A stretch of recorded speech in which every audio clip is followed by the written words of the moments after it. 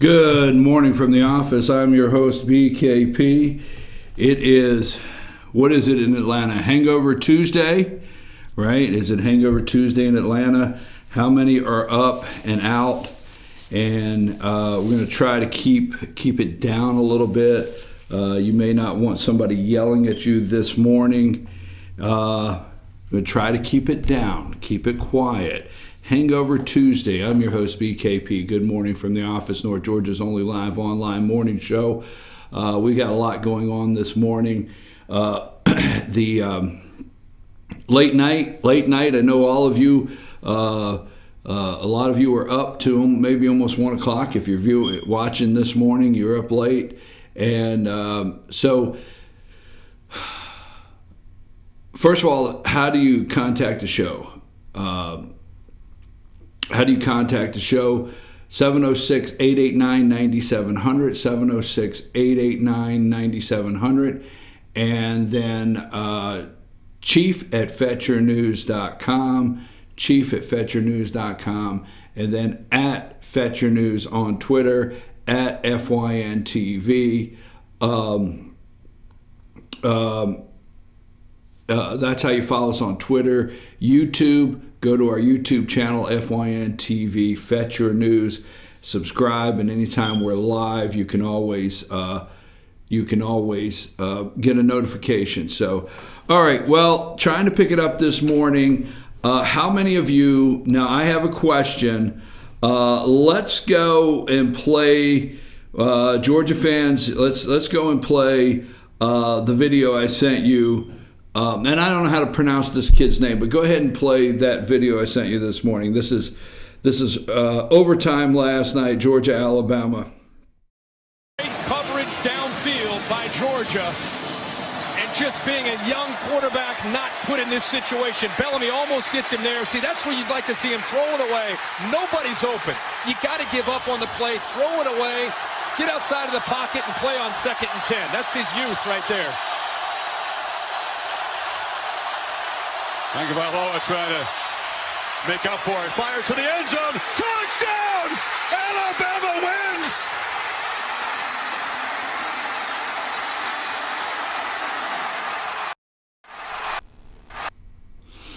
Okay, so this kid in Alabama, how many of you this morning, and I can't pronounce this kid's name, he's 18 years old, where is he from, Hawaii or whatever, how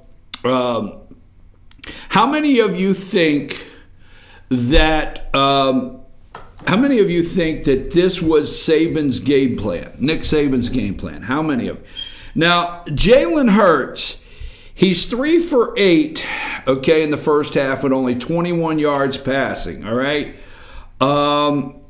Then rushing, he's 6. He carries the ball 6 times for 47 yards. Actually, he gets more yards in the first half than Nick Chubb does in the whole entire game. So how many of you think that this 18-year-old quarterback from Alabama just was told at halftime, you're going in?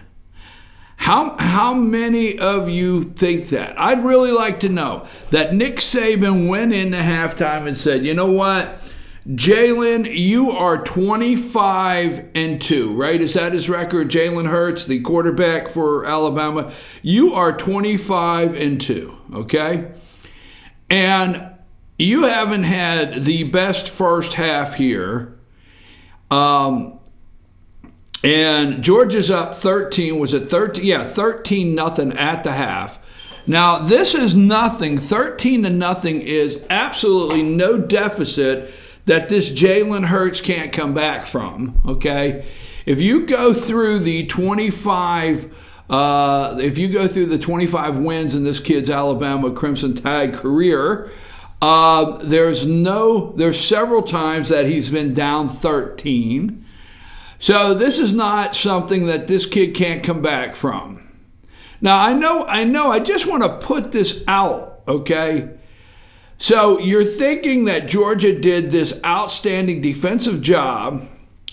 Jalen Hurts is shut down, and he just says, Nick Saban, is it 6 national championships, 5 with Alabama? I'm just going off the top of my head here. 6 national championships, 5 with Alabama. And so you think he went in at halftime, everything's on the line, and he looked at an 18-year-old kid, and he said, hey, you know what? I'm just going to take a chance. I got nothing to lose here except for the national championship. I'm going to take a chance on this 18-year-old kid. You don't think, I really want to know from you this morning, you don't think this kid practiced, now we're talking about a true freshman, right, that I understand, just like Jake Fromm, but this kid had no snaps, right? No live snaps. If I understood, this kid had no live snaps throughout the year. Game on the line, national championship, and Saban takes a chance with this kid. All right. I don't know. Now, did he bring the kid in to open the series on the second half to see if the kid could stretch out the field and then maybe put Hurts back in? I don't know.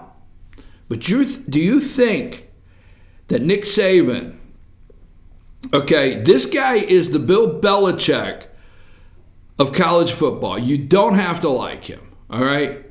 If you will go and look up Nick Saban, all right, you will see actually his career, I want to say started with the Cleveland Browns with Bill Belichick, all right? Just a little side note you might want to Google there, Nick Saban with the Cleveland Browns and Bill Belichick.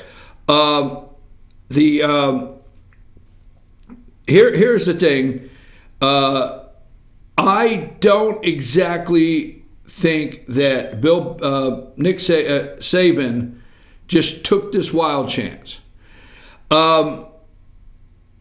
Kirby Smart got out-coached. Sorry, folks. Don't get upset. All right, he got out-coached. All right, it's okay. Recruiting at Georgia is the best it's been in years. I mean, 2 years in, the guy goes to the national championship game. Does have the team to win it. You can only, if you find the bottle on the beach today, the genie only gives you 3 wishes, right? So he probably ran out of wishes this year. Overtime against Alabama, Nick Saban's ready. This kid stretches out the field. Now, you take the sack in this overtime. You take that sack, and I do understand. I'm not going to say that he was okay with getting sacked. But if you notice, he stays in the middle of the field and he goes back. And nobody's going to think, well, that's logical to get out of field goal range down by 3. Okay? But also, this kid can air the ball out. Here's what Saban knows. This kid can throw a rope. He throws a 40-yard strike. Now, if you watched his passes last night, paid any attention, this kid throws a strike, okay? Was it number 74 or 77, the safety, okay, for Georgia? He looks him off to the right. He's 18 years old. He looks him off to the right until he knows he doesn't have enough time to get back and cover his receiver down the line. I mean, I got to say, this 18-year-old kid, he made one play. He looked off the right long enough to where he knows this guy cannot cross the field and make the play, and he throws a strike for a touchdown. Just saying. Then he gets up there, he thanks God, and, it was really nice. Alabama had a couple thugs. I don't know the name right off, number 48, and then the F. Trump, Scarborough was it? And number 48 that got into the scuffle, personal foul, and then got into it with his coaches on the sideline, his teammates. Alabama had a couple thug moments. I understand out there you're yelling about maybe some of the calls, but I will tell you the calls are not the reason why the tenacious defense of Alabama stopped the best running game in college football. It was a good football game. Sony Michel, 14 carries, 98 yards, okay? Longest carry of the night, 26-yard. Nick Chubb, longest carry, 7, 18 carries for 25 yards. Okay, Alabama held Georgia to 133 yards. Nick Saban, Jake Fromm, great job. Great performance last night, okay? Great performance. You had a couple overthrows. You had a couple that were short, that were not on target. But you know what? You were 16 for 32 for 232 yards. You had no choice but to throw the football and try to find your receivers. You did a great job keeping this team in the game because there was absolutely no running game. Nick Saban takes the running game away from Georgia. Guess what? He wins. Georgia comes out of the halftime 13 to nothing, all right? And this kid goes to work and gets 10 in the third, 10 in the fourth, and puts 6 on the board in overtime. This kid racks up all 26 points in the second half, a freshman, 18 years old. So my hat's off to the Alabama Crimson Tide for their national championship win. I do think, for all the argument maybe in college football, the two best teams were in the game, and I thought it was great. Put up the picture of President Trump. President Trump came to Atlanta yesterday. He showed up in Atlanta, and he gets to Atlanta. Excuse me for drinking my coffee. I'm trying to wake up. He knows how to go out on the field, national championship game, and put his hand over the heart, national anthem. This is the President of the United States last night, shows the NFL how you do it and how the President of the United States respects the flag and the national anthem. Let me say something here, okay? The President of the United States came to Atlanta yesterday, and the media did everything in Atlanta to deter him from coming or making a big deal of what it would be like, okay? So last night and this morning on any of the other networks or newspapers or whatever this morning, how bad was the traffic? It was the Mercedes-Benz Dome. How bad was the traffic, okay? How bad? All right? Hey, it was normally bad for a national championship game, all right? But they try to deter Trump from coming or say, hey, he's coming into the national championship game. Now, the public address announcer, is that what it's called, at the stadium, that tells you to stand and who the honor guard is and things like that, and announce the President of the United States, escorted out by President Donald. That's the only way you know the President of the United States is there. Now, not that Donald J. Trump needed to go to the national championship game and be highlighted, but ESPN sucks, okay? Not one mention, not one. If you heard a mention and I missed it, will you please text that to me?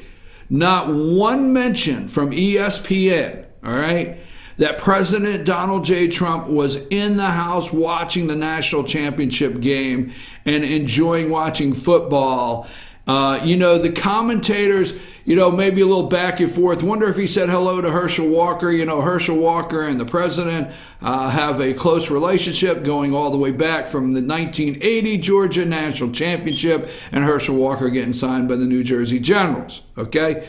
Not one word from ESPN. You would not have known that the President of the United States was at that game last night. Not one. All right.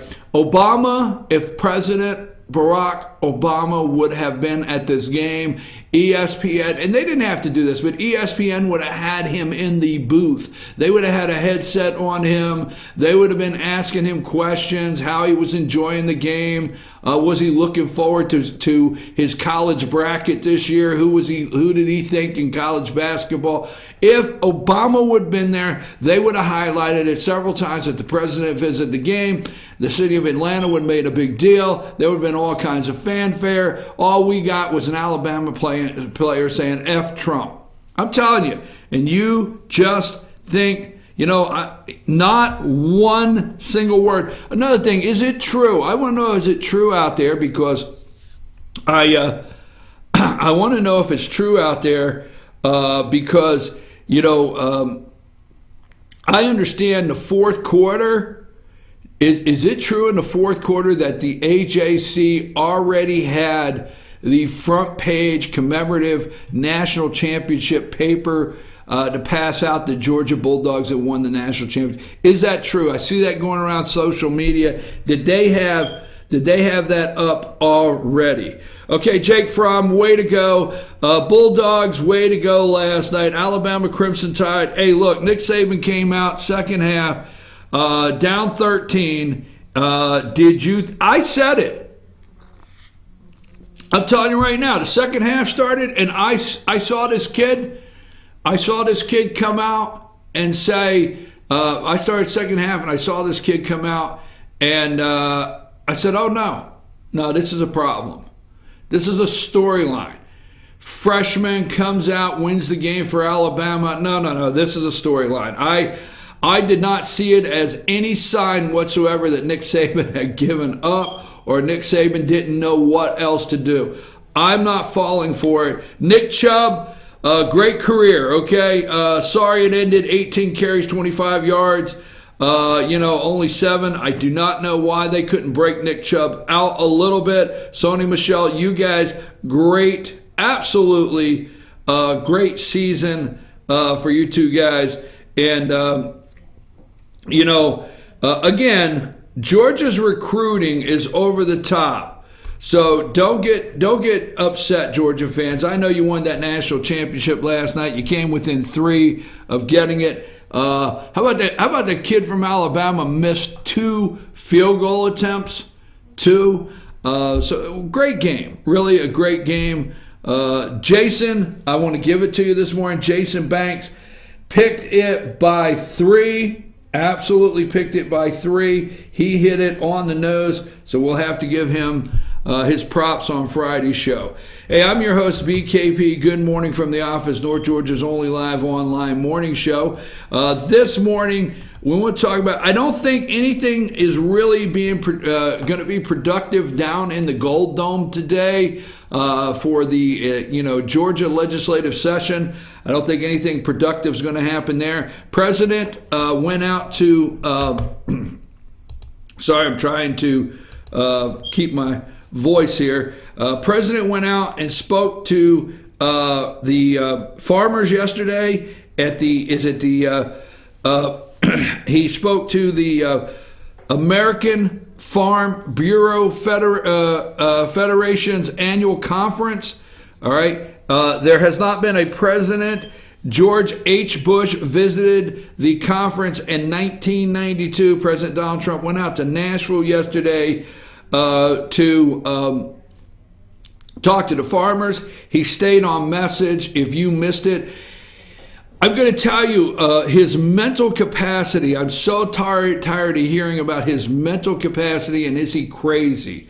Okay, if you watched his speech to the farmers yesterday, there's nothing crazy about it, okay? The farmers absolutely love the thought of having roads. He said they would have roads, waterways, and every means of transportation to getting their product to market or getting it out. The infrastructure and broadband. That farmers would have broadband, but the big cheers came when he announced the estate tax. Everybody not everybody, but so many of the left got so upset over the estate tax. Okay? Willie Nelson should have been cheering yesterday. He should have lit up a Farm Aid joint yesterday. Him and his friends, Mellencamp and all the ones, whoever the ones used to sing for Farm Aid. Okay, I'm telling you right now, they should be happy because the family farm, all right? Now, these farmers go out and they buy these $250,000 tractors, $150,000 pieces of equipment. I mean, these are enormous pieces of equipment, all right? Some more than others. And they have very little cash. So when the estate tax was done away with, which is AKA the death tax, the estate tax is done away with. And is it not a shame that we even tax the money after you die? Okay, come on. So the estate tax, all the mainstream media went after the estate tax as benefiting Donald Trump and his friends. Well, I'll tell you what, if you were watching that presentation by the president out there in Nashville yesterday, you would realize the farmers don't see it that way. He's protecting the family farm, okay? There's a lot of farmers that are cash poor. They don't have a whole lot of cash that they're sitting on, and there's not a lot of money in the bank account. And the house, it's not worth $5 million, but the land itself exceeds the estate tax minimum. And they have to sell it off to pay the taxes, and they lose their family farm. The kids can't come in and pay the taxes on the value of the land. So we know that, you know that, the president knows that, and they cheered yesterday out there in Tennessee. They did not look at him as crazy. Also, little Bobby Corker was there, and Sonny Perdue, the agriculture Secretary of Agriculture, Sonny Perdue was there, and Marsha Blackwell, and like I said, little Bobby Corker and Lamar Alexander. Now, I want to ask you a question, and I'm going to take a break. How concerned are you? How concerned are you about the friendship with Lindsey Graham and President Donald Trump? Does that make you nervous? Because I could go back in the video room and take all the things that I said about Lindsey Graham. I could go back in the video room and look at clip after clip of what you said and what the reaction to Lindsey Graham has been over the years.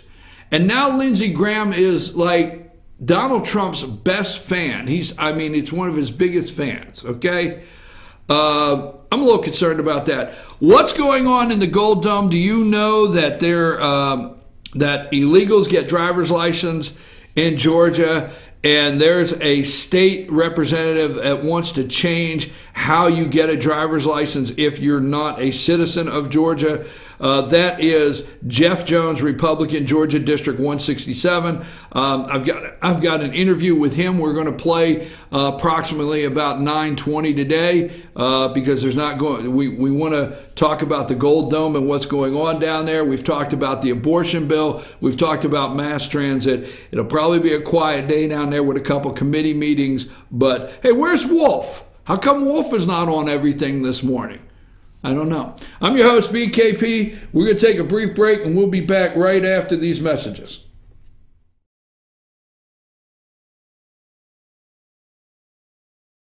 I've had the time of my life. I never felt like this before. I swear it's the truth, and I owe it all to you. I'll tell you something. This could be love, because I've had the time of my life. I've never felt like this before, 'cause I've had the time of my life.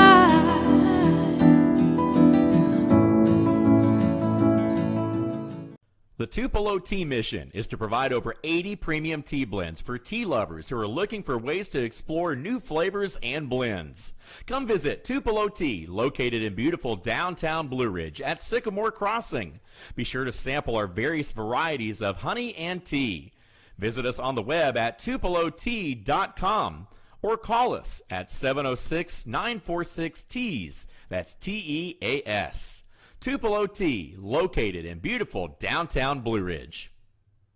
Better days ahead. 'Tis the season of huge year-end discounts at Days Chevrolet in Jasper. Every 2017 and 2018 Chevy is discounted deep right now. Like $5,000 off Equinox LT from $26,750, or a whopping $10,000 off new Silverado Crew Cabs from $33,695. Unwrap huge holiday savings on every Chevy at Days Chevrolet in Jasper, where we make the holidays bright. Better days ahead, Days Chevrolet. Find new roads. Ace is your helpful place for paint and home goods, tools, outdoor living, and lawn equipment. But did you know Ace Hardware of Blue Ridge is a little bit more? We have hunting rifles and accessories for your next hunting trip. We have Amish furniture imported directly from Ohio.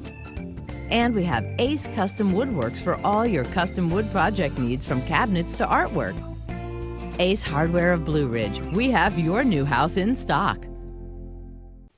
Hi, I'm Rhonda the Mattress Lady, and this is my husband Gary, owners of Mattress Overstocked in Ella next to Walmart. And we want to earn your business. From the time you walk in our door to the time we deliver your new mattress to your door, you will see the difference. Our selection and prices are the best in North Georgia, and customer service is our top priority. So y'all come on in and let us help you find the right mattress at the right price. That's Mattress Overstocked in Ella next to Walmart. Kenty Artesian Silver and Gifts, the Peruvian shop, located in beautiful downtown Blue Ridge at Sycamore Crossing. Fine sterling silver, luxurious baby alpaca and exotic woods. A beautiful selection of exquisitely crafted gifts for all of your special occasions. Visit our website, artesiansilvergifts.com, or follow us on Twitter at Artesian Silver Gifts. Kenty Artesian Silver and Gifts, the Peruvian shop in downtown Blue Ridge.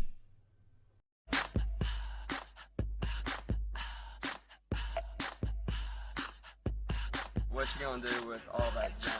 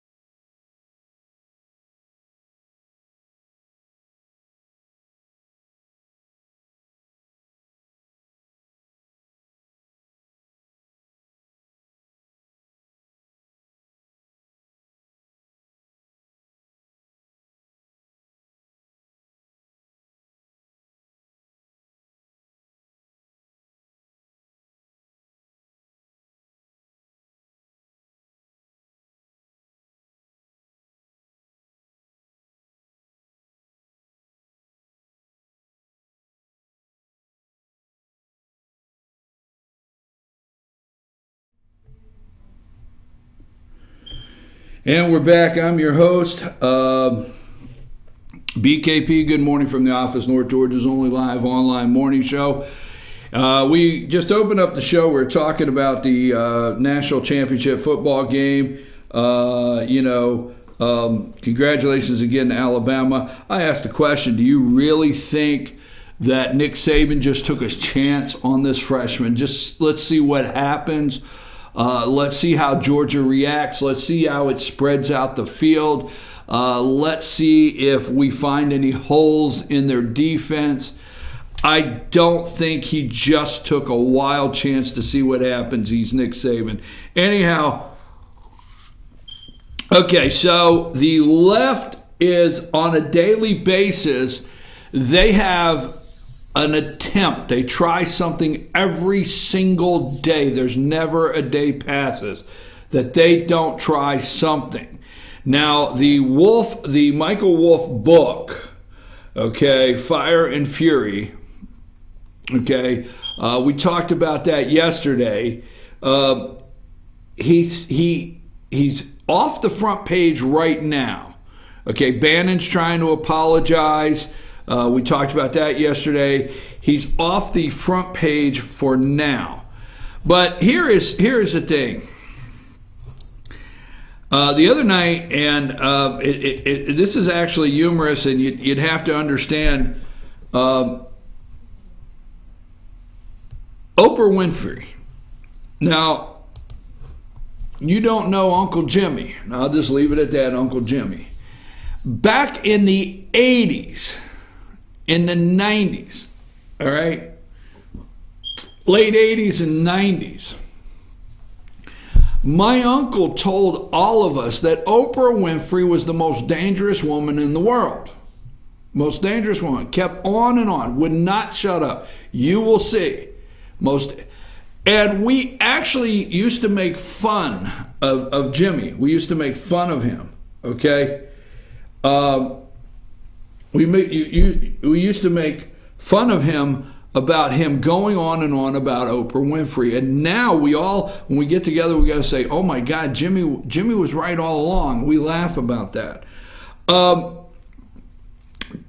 The left, since the award show and her speech, the left are just all over themselves, gushing, okay, that they're just gushing that Oprah Winfrey could run for president of the United States. So what do you think about Oprah running for president? My thought is where Donald Trump's concerned, okay? I want to take things serious, but it's like, do you realize the guy made a fortune with NBC in a reality TV show, okay? So this guy is so crazy, and they have a psychiatrist out of Harvard. Is it Harvard or Yale? I forget the psychiatrist that is meeting with. There's a psychiatrist that's actually meeting with Democrats, 14 or 16 Democrats, you can Google it, to discuss Trump's mental capacity, whether he's fit to serve, okay? So this guy not created reality TV, but he created reality TV, okay, that NBC, right, The Apprentice, he makes an enormous amount of money, an enormous amount. A #1 show for several years that people wanted to watch every week, The Boardroom. And so then he runs for president of the United States. Do you not feel there's days that we're living in reality TV and Donald Trump's starring in it? I mean, Donald Trump is the star of a reality TV show. It's called, the first season was called Primary. And we got about 2 seasons out of the primary that we watched the Donald Trump reality show, okay? The third season was, maybe 2 more seasons we got out of the general election. Okay, then we got a season of the Donald Trump reality show as the president-elect, the transition team. I mean, coming this season, the Trump Tower and the Golden Elevator, who's going up and down the Golden Elevator? Who is the guest for today's show? Who's the guest stars on today's show? Okay? The camera's set up, everything's ready to go. So then we have the inauguration, then we have the first 100 days. This guy in a year has already taped about 6 seasons of the Trump reality show as president of the United States. Whether you like it or not, the media can't get enough. The guy sends out a tweet, and the whole day, Donald Trump commands the TV to call in, CNN, MSNBC, to call in an entire group of professionals to analyze a tweet, okay? So he said yesterday with the farmers, he said, don't forget, at Real Donald Trump, and they applauded, and he said, you probably already know, at Real Donald Trump. That's how I go around the fake media. And the farmers applauded, okay? Now, that being said, Oprah Winfrey is part of the reality show. They keep bringing in special guests on the reality show. This is my opinion, okay? It's interesting what we have been trained to focus on and do on a daily basis. So, now we have the book. It's another part of the reality show. It was just we have parts of the reality show. It's like the House of Cards part where Hillary's under investigation and Trump's under investigation for Russia. I mean, coming next season, will the Russia investigation continue? All right, seriously. Will Comey be prosecuted for leaking things to the New York Times? Will Peter Strzok and Lisa, I forget her name, the attorney at the FBI, will they be prosecuted for leaking stories out and then discussing how they're going to let their friends know that the story, this is Peter Strzok, the FBI investigator, okay? So let's just say this. So my opinion with Oprah Winfrey is just part of the reality show. I don't know if she will run. Unless, I'm saying this, unless there's a major catastrophe, I hate to put it that way, something is really bad in this country happening. And it really has to be financially. Because financially is how people feel when they go vote. How do they feel when they go vote? If they had enough money to buy gas to get to the polls, if they got enough money to buy groceries on the way home, and they got enough money to take their kids out for ice cream, you may think that's silly. Donald Trump, they vote different. If you have to struggle to pay your last $10 to go to work, to get gas, and then go, you think it out, or you can't find work. Anyhow, that moving on.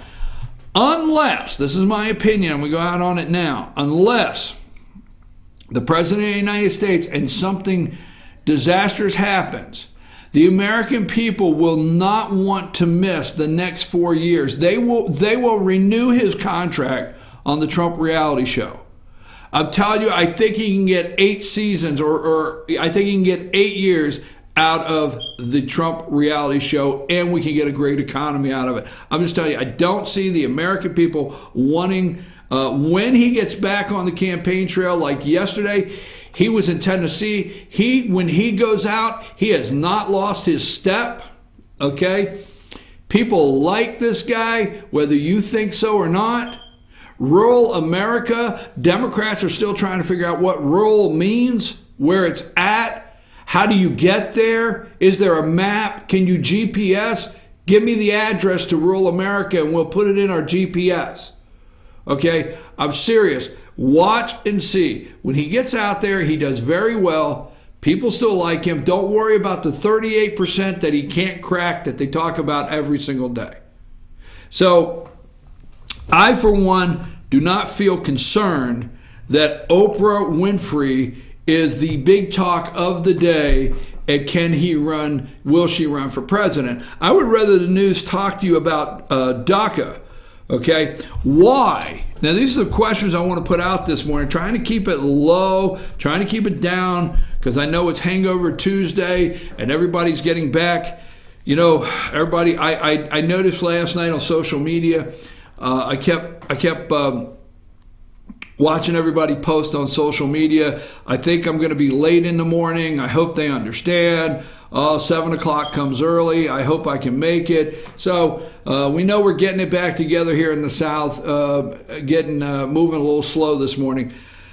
Why are we not talking about DACA? I want to know how you feel, the dreamers. Why is the southern border of this country, and are they 900,000 or 700,000 dreamers? Why are 900,000, what do we have? I'm just doing some numbers this morning. 300 million in America? I don't know.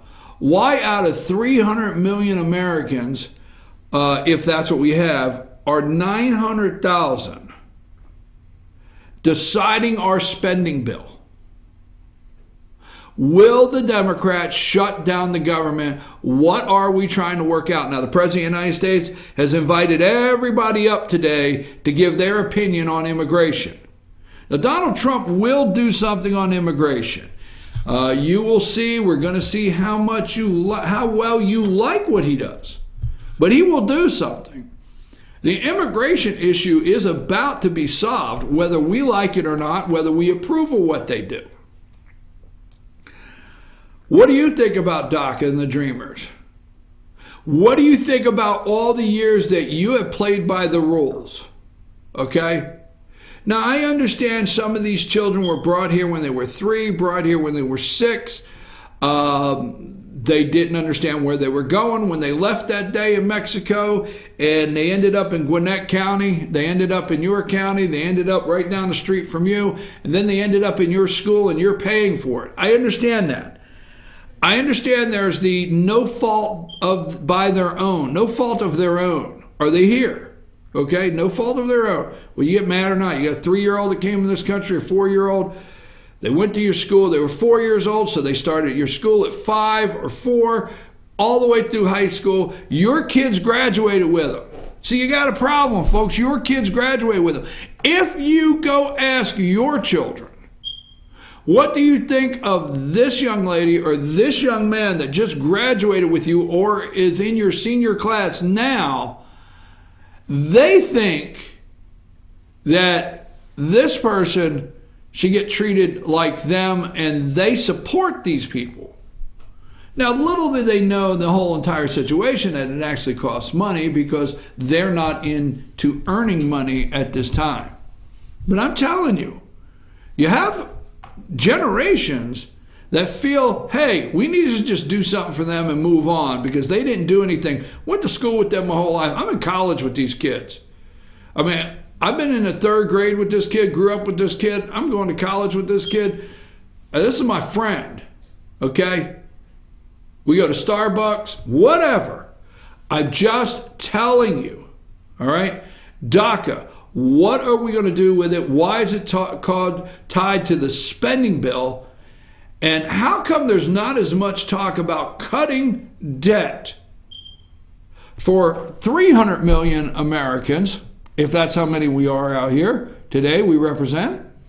Why are they not talking about cutting the deficit, cutting the debt, cutting the budget, and getting our financial house in order for 300 million instead of what can we do for 900,000 that we've already spent an enormous amount of money on? I don't know. Hey, I'm your host, BKP. We're going to come right back. We're going to look at a couple more things. North and South Korea set down yesterday and talked about the North Korean bobsled team or something for the Olympics. We're going to talk about that. And don't forget, down under the Gold Dome in Atlanta session, the 2018 session has started. But I think it's going to be a slow day, a quiet day. But we interviewed Jeff Jones, a Republican from Georgia District 167, to talk about driver's license for illegals in the state of Georgia. And we're going to have that interview later today. I'm your host, BKP. Let's go to break, Sam.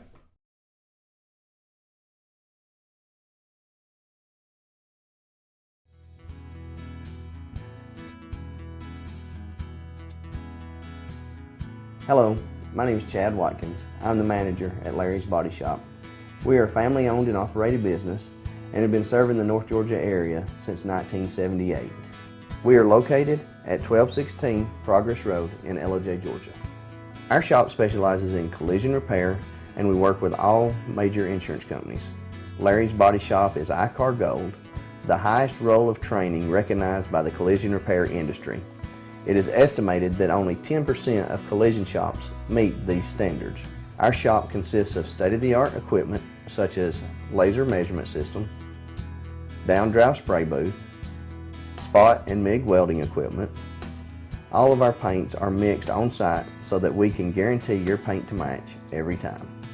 I know that having an accident can be a stressful event. We take pride in making sure our customers are satisfied with the repair of their vehicles. Our waiting area is clean and comfortable with free Wi-Fi and refreshing beverages. So if you're in an accident, stop by and see us at Larry's Body Shop. Circuit World, brand name merchandise at unbelievably low prices. Furniture, appliances, and electronics. Circuit World is locally owned and operated, serving the tri-state area. Circuit World has highly trained professionals to help. Visit your hometown Circuit World today. 3 locations in Georgia, LJ, Blue Ridge, and Blairsville, Franklin, and Murphy, North Carolina. No credit checks, so let Circuit World deliver to you today.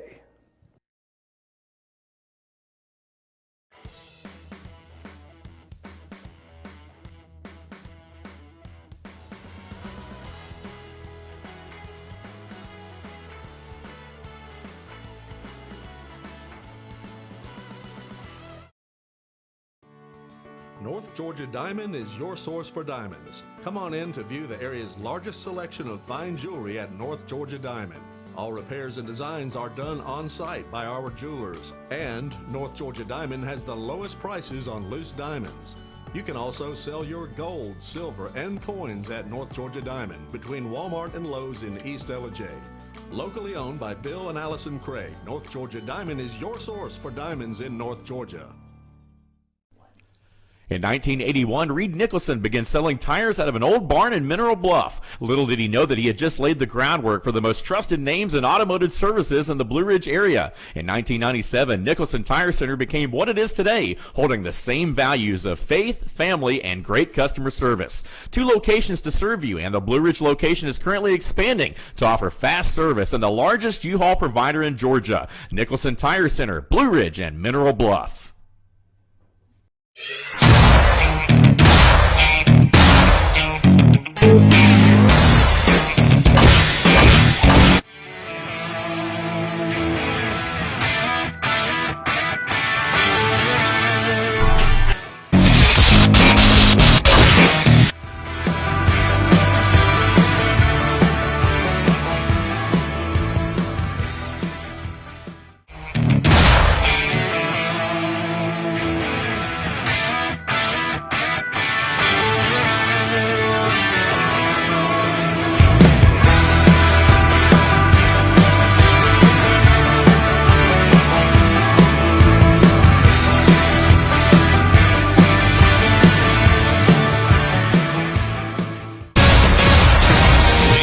Schottenkirk Ford in Jasper. Highway 515 South, Jasper. SchottenkirkFordJasper.com.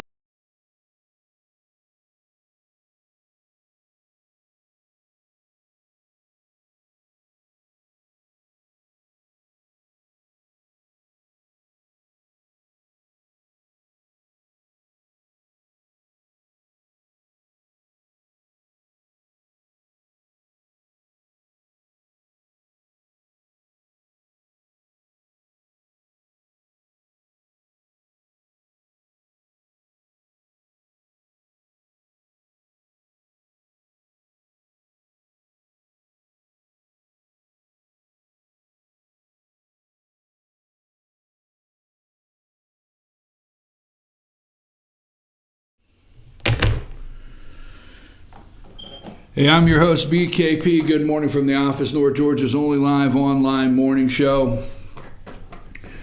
Now, how do you contact the show? 706-889-9700. And if you hear of news and hear of something going on out there in the North Georgia area, the 10 counties Fetch Your News covers, please send that to chief@fetchyournews.com or call us 706-889-9700. Follow us on Twitter @FetchYourNews and at FYNTV. So I'm your host, BKP. Good morning from the office, North Georgia's only live online morning show. Everybody is moving a little slow. Obviously, there'll be so much discussion today, but Alabama shut down Georgia 26-23. Alabama used a true freshman, an absolutely true freshman, to Nick Fromm. We hear about him being a true freshman, but Alabama used a true freshman to come up with all 26 points to win the national championship game in the second half. Nick Chubb held 18 carries, 25 yards on the night. So, we're kind of not down. We're not down. Kirby Smart has Georgia fans relax. Great, outstanding recruiting. You will see the Georgia Bulldogs back in the hunt for the national championship. Don't get shocked 1, 2, or 3 going into next year's ranking. As we speak, as soon as the next season does. So, Georgia Bulldog fans, I understand, disappointed today. Now, 200,000, and the media will not tell you the truth. Yesterday, the demilitarized zone All right, now, these are things you can look up. I didn't have time this morning, stayed up to 1 o'clock in the morning. I didn't have time to put some of the facts that you can Google later. But, you know, there's a lot that's been made of, all right? The media will not bring you this. There's a lot that's been made of Trump's rhetoric with this crazy, insane dictator, unpredictable, that has been shooting rockets off into the Sea of Japan, has had the Korean Peninsula there, the Asian Peninsula, South Asian Peninsula there, kindly frozen, the Rocket Man, and there's been the media and Trump's foreign policy in the demilitarized zone, and you can look it up. When they built this, it's a section between North and South Korea, okay, that has the North Korean military here, South Korean military here, and there's a space in the middle that has all these buildings in this area for that there's demilitarized. Can't say it any better than that, 6 times. But there's a building there that was set up and built when the agreement between the North and South, okay? Because in South Korea, the war ended. For North Korea, it never ended. They never conceded that it ended, okay?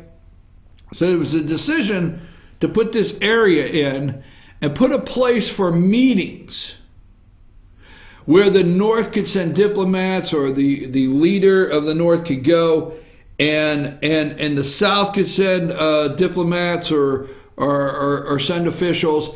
And there was a place set up for the North and South to meet. There's a building there. And it's been years. I don't know if it's ever been used. Now, maybe it has, but I don't know if it's ever been used, but I know it's been years since it's been used. Okay? So yesterday, supposedly, we don't know the details yet, but yesterday, supposedly, the North Korean government and the South Korean government met at this building, or in the demilitarized zone, to discuss North Korea having athletes in the Olympics. All right? Trump does not do what he's done for the last year where North Korea is concerned. There's no meeting yesterday. Believe it or not. There's no meeting. Absolutely not. North Korea knows that it has to make friends with the South. If it makes friends with the South, they may be able to isolate Trump. But Trump pushed this and did not stop. Now, the guy knows in North Korea he doesn't want to be Saddam Hussein. He doesn't want to be Gaddafi, all right? So he doesn't want to be the third dead dictator. Now, you got to watch out. Now, you always wonder why Rocket Man, in 25 years, we've not been able to make a real deal with Rocket Man. But, you know, the regime up there in North Korea, they watch, like when Gaddafi gave up his nuclear weapons, they watch. You got to remember, folks, don't forget Saddam Hussein, we put in power. He was our friend, okay?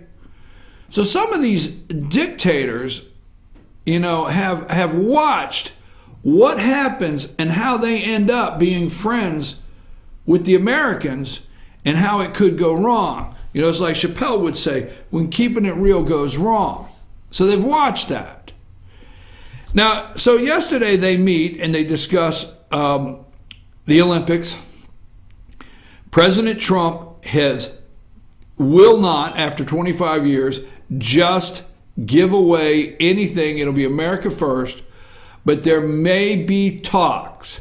Now, I'm not one sitting here waiting for these diplomatic talks, and I'm not one sitting here, you know, saying, well, we need to be taken in by North Korea and be suckers once again, okay? Same thing George Bill Clinton, George H. Bush, George W. Bush, Barack Hussein Obama. We do not need to sit here and be suckers any longer when it comes to North Korea. But I will say this, all right? And I'm not being a liberal here, I promise. I would like to avoid 2 million people dying in South Korea. Because see, Seoul, South Korea is only 38 miles away from the border. And if this guy can launch anything into Seoul, South Korea, and immediately, a couple million people are dead, and there's a lot of Americans in South Korea, and a couple million people are dead, I would like to reach something where that doesn't happen. So, will Trump get any credit? No, I don't think Trump will get any credit whatsoever for that. Okay? No, I don't think any. El Salvadorans, 200,000. The State Department. Now, this is supposed to be Rex Tillerson is supposed to be leaving, is what the media wants you to believe, soon. 200,000 Salvadorians may be forced to leave the U.S. as Trump ends immigration protection.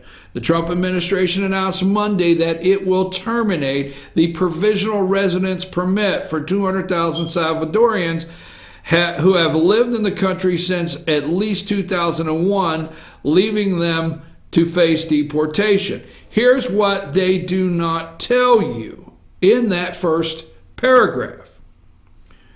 Trump will terminate the provisional residency permit for 200,000. Okay? They have been here since 2001.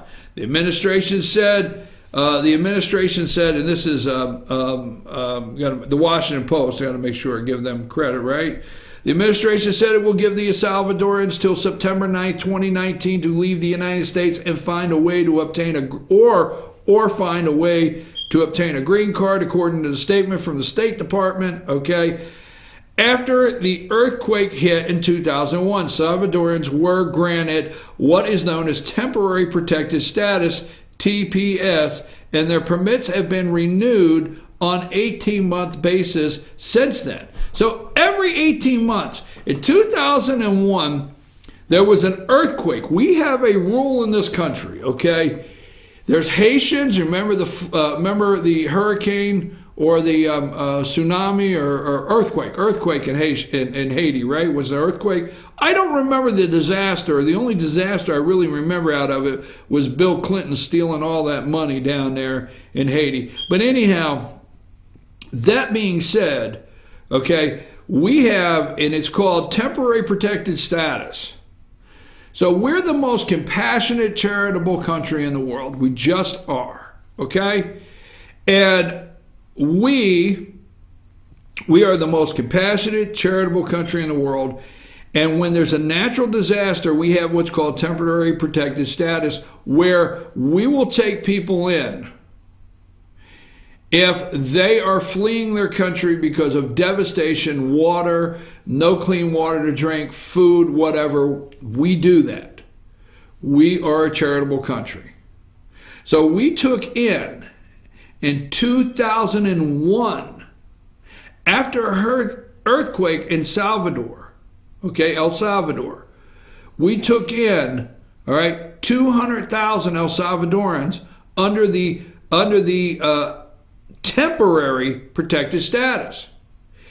It gets renewed every 18 months, okay? It gets renewed every 18 months, all right? We pay billions of dollars for these people to be in this country. Since 2001, every 18 months, status just gets renewed. Well, the State Department's job, our State Department's job, so that means in 2001, who was renewing the status? George W. Bush? I mean, just think about it, folks.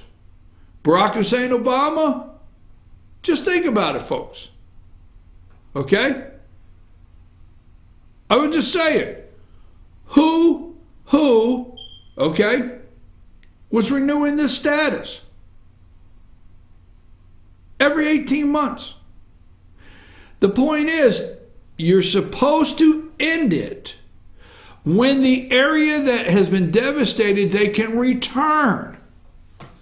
It's the State Department's job. If Hillary Clinton would not have been going around the world trying to pick up checks on our plane, our U.S. plane that the taxpayers pay for, if she would not have been going around the world doing her pay-to-play schemes with the Clinton Foundation and setting up Bill's speeches for $500,000 while she was selling uranium through Canada to the Russians, Uranium One, and the State Department was actually paying attention to this, these things would be cleaned up. I mean, there's several other countries that they're getting ready to end their temporary protected status.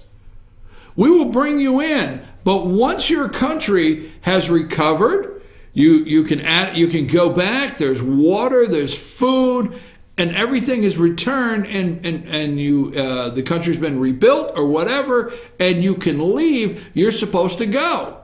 So all the State Department did was end this for 200,000 El Salvadorans, saying, guess what? I know it's been a while, but you can go home. Now, what the media wants you to believe is that we're just going to kick out 200,000 El Salvadorans. They could have gone home a long time ago. Nobody talks about that. These people from 2001, it was renewed every 18 months. So, hey, we come in here temporarily, and 18 months later, they just keep renewing. You go in, they stamp the card, you get a new 18 months, right? They could have went home anytime to their country. They chose not to. Why? They were getting all of the benefits that we will give them. They were getting all of the help, money, anything we would give them, education for their children. 2001, let's see, it's 2018. So if a kid started school when they were 4 or 5, how many El Salvadorans did you educate with your tax money under the temporary protected status? But every time we do something that's according to our laws, our rules, and our border security and immigration, we are the bad people. How do we turn out to be the bad people all the time? Folks, it's time for these people to go home. They have taken advantage of the system since 2001. There's no reason they're still here. But what are you going to hear? Well, we're displacing them. They have nowhere to go back, okay?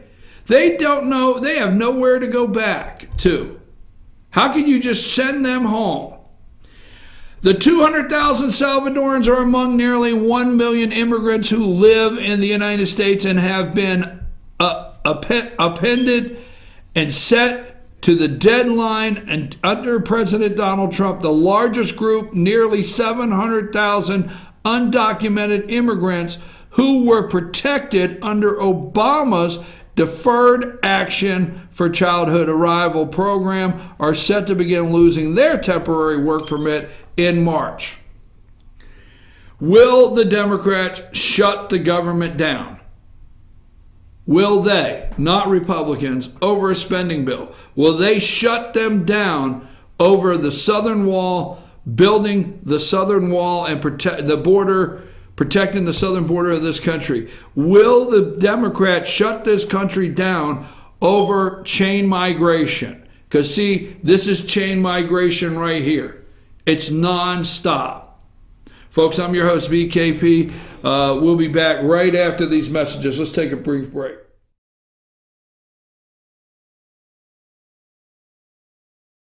I've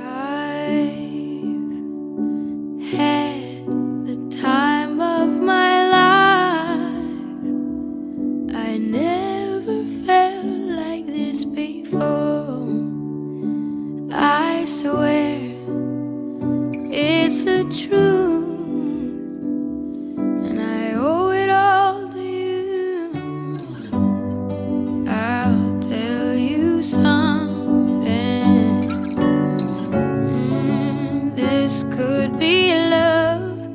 Because I've had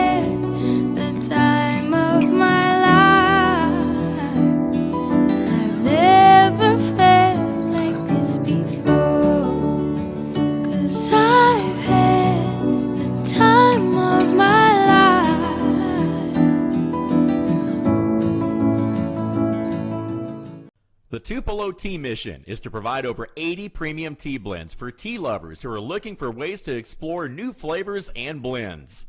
Come visit Tupelo Tea, located in beautiful downtown Blue Ridge at Sycamore Crossing. Be sure to sample our various varieties of honey and tea. Visit us on the web at tupelotea.com or call us at 706-946-TEAS. That's T-E-A-S. Tupelo Tea, located in beautiful downtown Blue Ridge. Better days ahead. 'Tis the season of huge year-end discounts at Days Chevrolet in Jasper. Every 2017 and 2018 Chevy is discounted deep right now. Like $5,000 off Equinox LT from $26,750, or a whopping $10,000 off new Silverado Crew Cabs from $33,695. Unwrap huge holiday savings on every Chevy at Days Chevrolet in Jasper, where we make the holidays bright. Better days ahead, Days Chevrolet. Find new roads. Ace is your healthful place for paint and home goods, tools, outdoor living, and lawn equipment. But did you know Ace Hardware of Blue Ridge is a little bit more? We have hunting rifles and accessories for your next hunting trip. We have Amish furniture imported directly from Ohio. And we have Ace Custom Woodworks for all your custom wood project needs, from cabinets to artwork. Ace Hardware of Blue Ridge. We have your new house in stock. Hi, I'm Rhonda the Mattress Lady, and this is my husband Gary, owners of Mattress Overstocked in Ella next to Walmart. And we want to earn your business. From the time you walk in our door to the time we deliver your new mattress to your door, you will see the difference. Our selection and prices are the best in North Georgia, and customer service is our top priority. So y'all come on in and let us help you find the right mattress at the right price. That's Mattress Overstocked in Ella next to Walmart. Kinty Artesian Silver and Gifts, the Peruvian shop, located in beautiful downtown Blue Ridge at Sycamore Crossing. Fine sterling silver, luxurious baby alpaca and exotic woods. A beautiful selection of exquisitely crafted gifts for all of your special occasions. Visit our website, artesiansilvergifts.com, or follow us on Twitter at Artesian Silver Gifts. Kinty Artesian Silver and Gifts, the Peruvian shop in downtown Blue Ridge.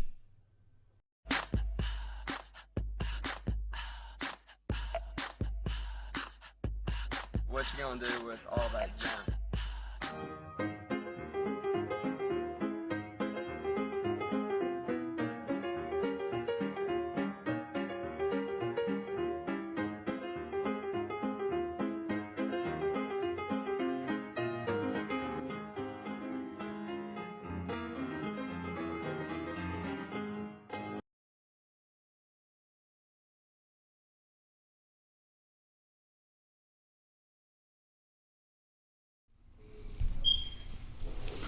So yesterday, the President of the United States, I'm your host, BKP. Good morning from the office, North Georgia's only live online morning show.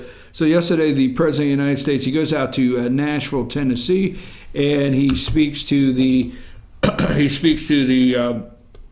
National Farmers Association out there in Nashville. And, he talks about the death tax, and he stays on focus. He stays on target, stays focused, and ends up signing, all right, the expansion of broadband internet into rural areas that lack connectivity, okay? I think the American people should ask. Now, I'm going to tell you something, okay? Yesterday, is he the president? He says we're going to build roads, bridges, we're going to use the waterways, and we're going to get them on time. We're going to get them on time and under budget, okay? On time and under budget, all right? I do believe, because everything this man builds when he gets involved in a construction project, he's determined it will be brought in on time and under budget. Look at the U.S. Post Office there in Washington, D.C. that he turned into a hotel. On time and under budget. Look at what happened in Central Park. Is a Central Park where the city, wanted to build an ice skating rink, not Central Park, wherever it's at. They wanted to build an ice skating rink. Trump took it over. on time, under budget, right? So that being said, I do believe, I cringe a little bit, but I do believe if the President of the United States has anything to do with it, Donald J. Trump, that it will be done on time and under budget. But here's where I'm going. If somebody says to me again, rural broadband, okay? Now, we got a promise. This is in the state of Georgia. We've been promised for several years that they're trying to get rural broadband in rural Georgia. However, I'm supposed to be saying that this morning. I'm a little tired. It seems to be something they keep. It's like repeal and replace. Okay, so I want to see this happen because I think everybody out there, and I cheered yesterday for what he did. He signed two executive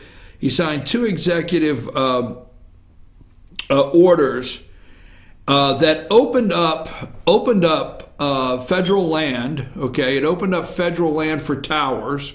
We're going to see what happens there because there's a lot of cell phone and broadband and things like that we can't get to because we can't put a tower or we can't go through federal land. I'm pretty sure he opened that up yesterday, which is a big deal. I understand that. That's a big deal. So I'm with him on this. But I think the question should be is where is our money? Where is the is it 7.2 or $7.4 billion that was called Connect America? Where did it go, right? I think President Donald Trump, let me just say to you, on the rural broadband executive orders yesterday, I support you. But here's the only thing I ask is do not let this money go to. Do not let these contracts go to. Do not make deals with carriers and let them get involved.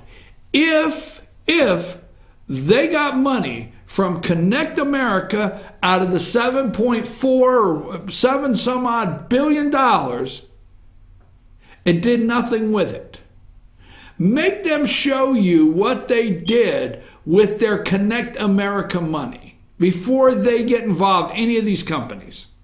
I'm telling you right now, I think it's time we ask, where did our money go? I think you should be furious every single time.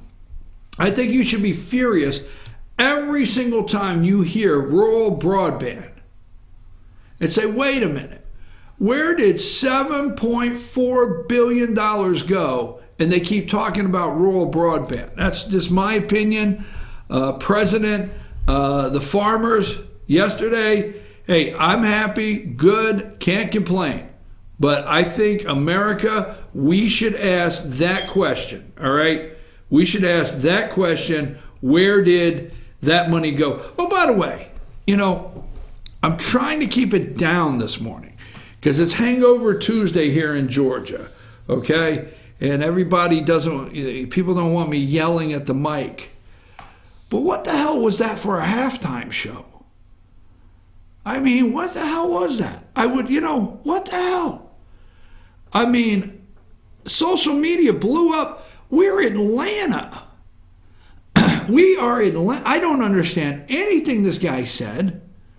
I don't understand one word. And I'm not opposed to, some hip-hop music or whatever the kids are calling it nowadays. I'm not opposed to that. But my God, what the hell was that for a halftime show? I mean, that's social media just lit up last night. We are Atlanta, and this is the halftime show? Seriously, folks. Seriously, okay? Trump was greeted last night, even the AJC has to say, Trump greeted at Georgia-Alabama game with a roar. Okay, AJC President Donald Trump was greeted with a booming chorus of cheers mixed with some boos as he took the field Monday for the national anthem ahead of the college football title game between Georgia and Alabama. The president, flanked by military members, stood near the 40-yard line with his hand on his heart as the anthem played. Another wave of cheers and jeers followed him as he left the field. All right. Trump arrived in Metro Atlanta around 6 to take in all Southeast Conference matchup between the two powerhouses. His motorcade caused gridlock and long lines outside the sold-out stadium. All right, you would have never, if that was President Obama, you would have never had that headline or that line in any article. So, no, I just want to know. I just want to know where our money is. Okay, Trump is going to meet. We're gonna get into these. These are some of the things. Special Counsel Mueller wants to question Trump, and wants to question Trump. Is the investigation into Russian collusion over? Now, my question, and I understand this is special counsel. So I understand it's not the FBI, but if the president's lawyers negotiate a deal to sit down with Mueller and talk to him, the special counsel, President of the United States, will they cut the same deal as the FBI cut Hillary Clinton? Will they tell the President of the United States, you know what, we will meet in a casual setting. You will not be placed under oath. We will talk to you, and there will be no recording devices and no notes. Are they preparing the exoneration letter now for Trump? Is it already prepared to come out and exonerate him and say they can find nothing? Is that letter prepared before, in advance of meeting Trump? Will the President of the United States get any of the treatment that Hillary Rodham Clinton got on, was it July 3rd, when they had the milk and cookies and Peter Strzok was there to interview Hillary Clinton, not under oath? I'm going to tell you now, I don't know. The president's not crazy, okay? He's far from crazy, all right? But I'm going to tell you now, all right?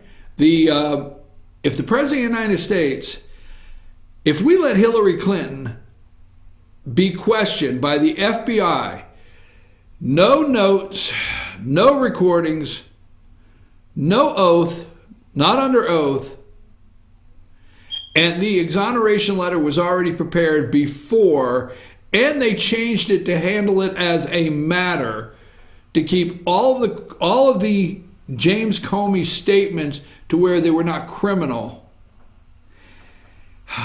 If the president can't work out the same deal Hillary got, I wouldn't sit down with him.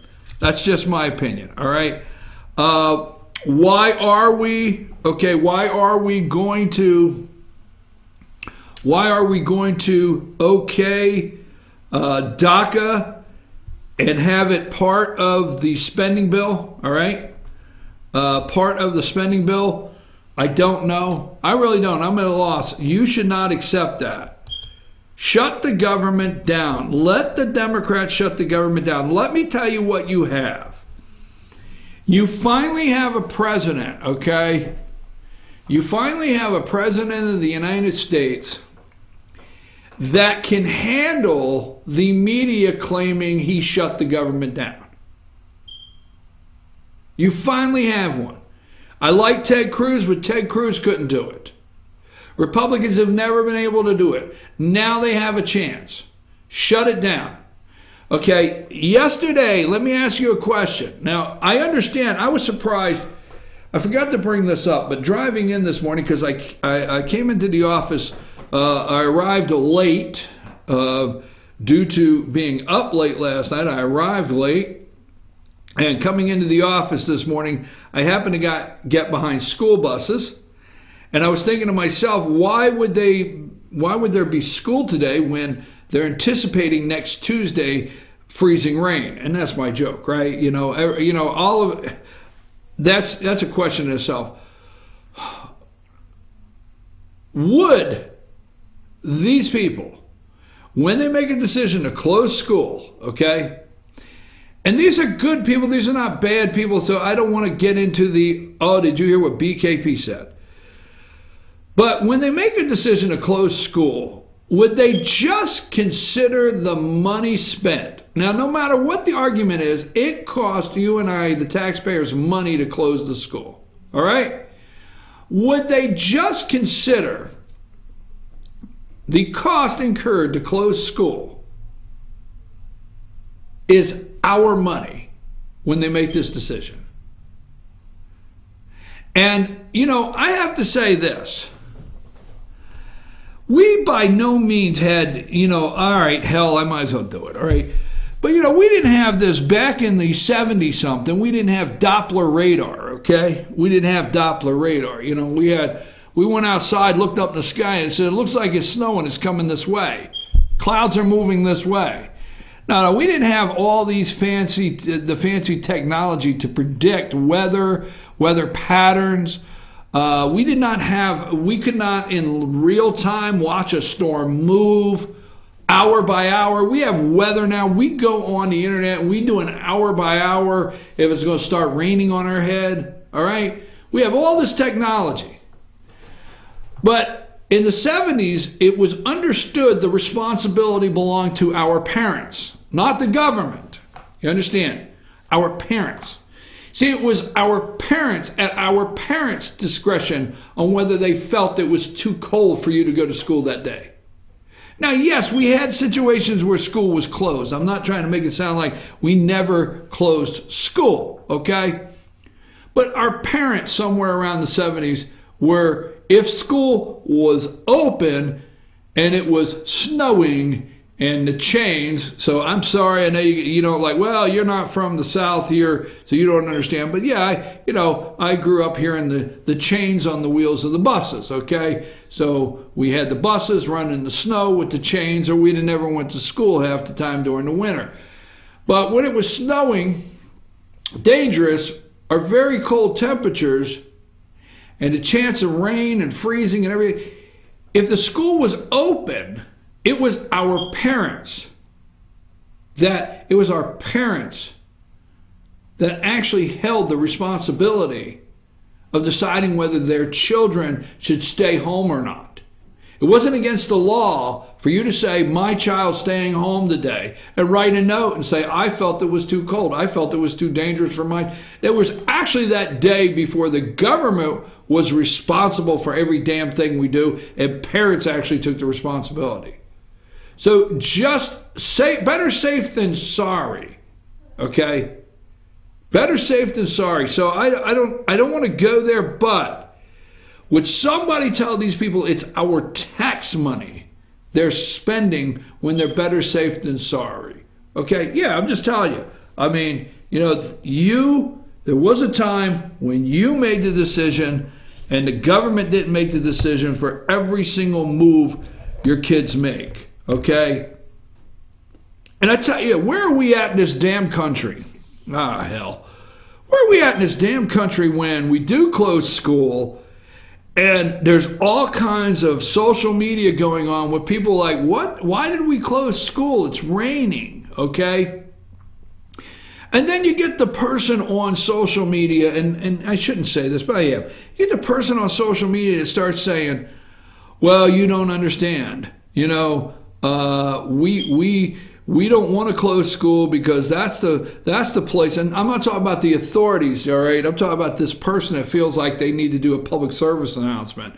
We don't want to close schools because you got to understand this is the only place really where a lot of kids get a warm place to stay and a warm meal 3 times a day or twice a day. And you just look at that and think, how screwed up are we? How screwed up are we, all right, with opiates? How screwed up are we with parents having these damn kids? How screwed up are we when the school is the only place for some kids to get warm, okay? Get warm and eat hot meals and get a snack to take home? How screwed up are we when we're sitting here trying to figure out whether the hell we should send 200 El Salvadorans home that has taken advantage of our money, our education system that we have supported from welfare to every federal benefit they can have since 2001, and we're sitting in rural areas saying, if we don't have school, there's kids that won't be warm and have hot meals. Just how screwed up are we, damn it? I mean, really, stop and think about it. The opiate crisis. I mean, come on.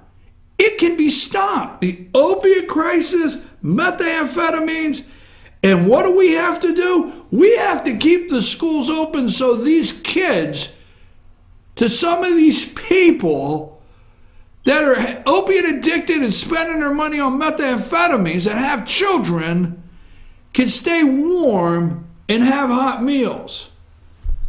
I'm sorry, where the hell did I go with that?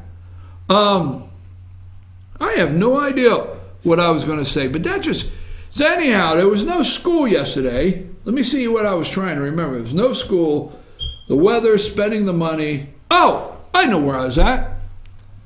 You remember, it seems like it was just yesterday that the governor of Georgia asked all non-essential workers, closed all offices for non-essential workers. All non-essential offices were closed in Georgia yesterday. Boom, state government offices, non-essential were closed yesterday, right?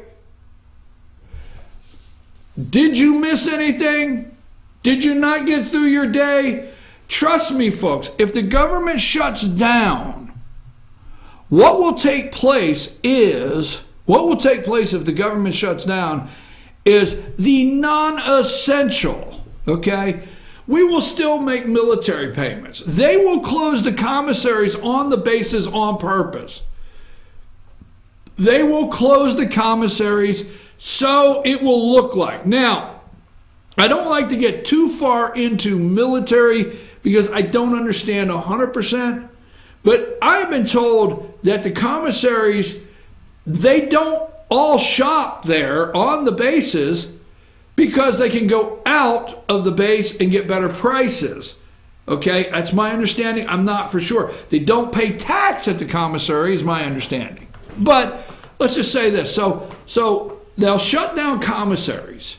Okay, so the media will run and make it look like that these young women, that their husbands are deployed, or men, that their wives are deployed, and the children can't get food at the commissary because of the mean Republicans. They'll do that, okay? They'll put barricades around the Washington Monument. They'll put barricades around the World War II Memorial, right? And then they'll have a poor guy that's standing out there wanting to see his name, wanting to see his friend's name that he served with on the Vietnam Wall, but he can't get in. They'll close a couple places and run TV cameras all over the place. But the biggest thing that happens is non-essential workers don't get paid.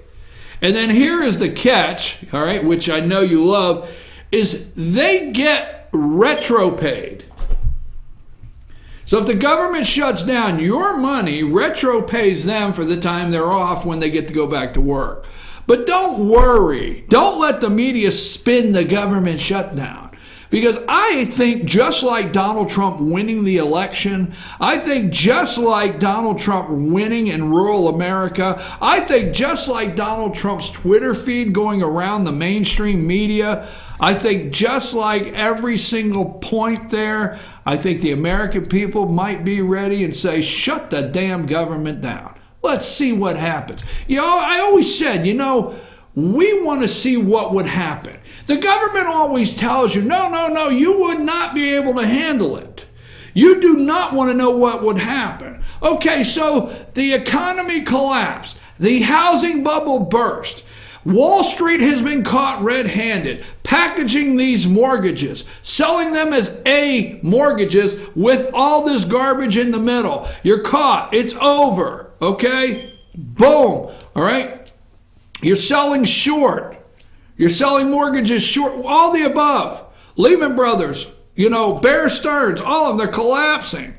So the government, George W. Bush comes out and says, you don't understand. Hank Paulson says, you don't understand what would happen. Every time something takes place, you and I don't understand what would happen. It's just best the government always save us, damn it. Oh, thank God. See, you don't know what would have happened if we would not have. You don't know what would have happened if we would have let the automakers just go bankrupt, okay, and not do cash for clunkers, all right? You don't know what would have happened. You don't have any idea how bad things would have been. And I tell you what, I've got a feeling the American people are saying, let's find out. Let's see what happens. Because you keep protecting us, and we're not really better off right now as a government than we were before all this happened that you saved us from. Just think about it. So let's shut the damn government down, right? Let's just shut it down. Boom, done, shut down, okay? Social Security checks still go out, folks. Don't get nervous. Military will still get paid. Don't get nervous. All right? Shut the government down. See what happens. Non-essential workers. We have a president that can handle it. I'm going to take a break. When we get back, I want you to meet Jeff Jones. He's a representative. He's a Republican, Jeff Jones from Georgia. And I had an opportunity to interview him. He's from District 167 down there around Savannah, and he's going to talk about driver's license for illegals. We had an interview talking about driver's license for illegals in Georgia, and also money transfers out of the state. The money that goes to Western Union and other places that gets transferred to other countries and out of the state. He has a bill on the floor for that. I'm your host, BKP. When we come back, we're going to meet Representative Jeff Jones from Savannah. Stay with us. Take us a break, Sam.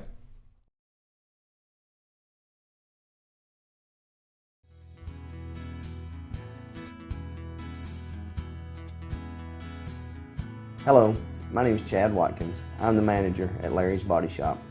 We are a family-owned and operated business and have been serving the North Georgia area since 1978.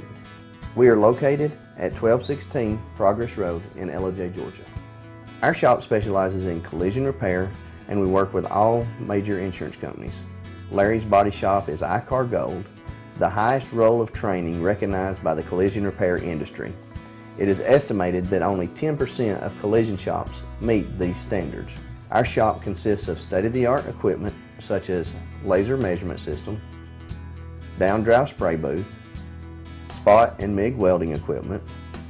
All of our paints are mixed on site so that we can guarantee your paint to match every time. I know that having an accident can be a stressful event. We take pride in making sure our customers are satisfied with the repair of their vehicles. Our waiting area is clean and comfortable with free Wi-Fi and refreshing beverages. So if you're in an accident, stop by and see us at Larry's Body Shop. Circuit World, brand name merchandise at unbelievably low prices. Furniture, appliances, and electronics. Circuit World is locally owned and operated, serving the tri-state area. Circuit World has highly trained professionals to help. Visit your hometown Circuit World today. 3 locations in Georgia, LJ, Blue Ridge, and Blairsville, Franklin, and Murphy, North Carolina. No credit checks, so let Circuit World deliver to you today.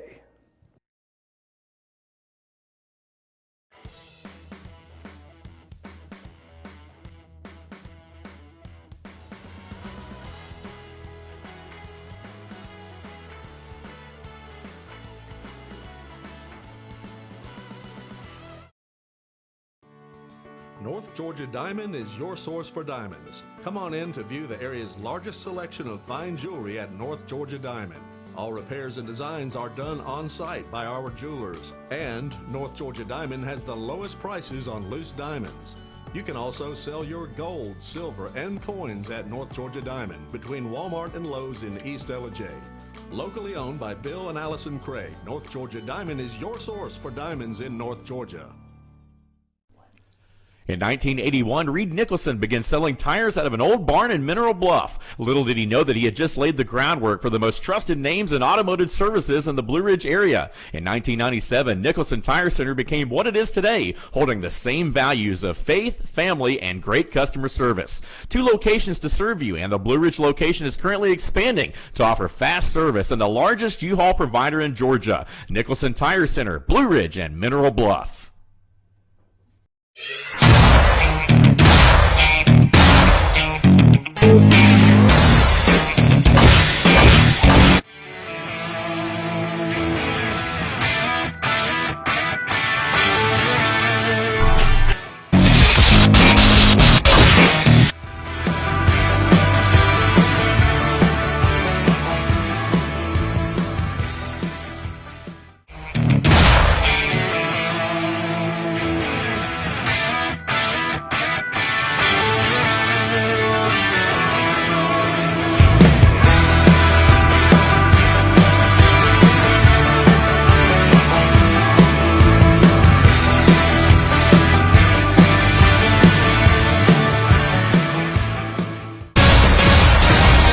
New Schottenkirk Ford in Jasper. Highway 515 South, Jasper. SchottenkirkFordJasper.com.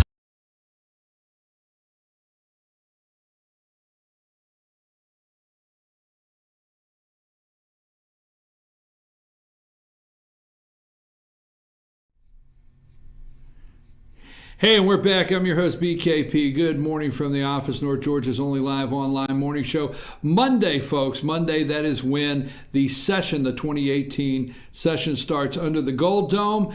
We've asked you every day to start looking at all the pre-files on the website and start looking at the bills that are alive and well that'll be taken up starting Monday. But committee meetings have started, and the posturing around the Gold Dome is taking place, and bills are they're starting to work on bills as we speak. So today we're joined Georgia House Representative Jeff Jones.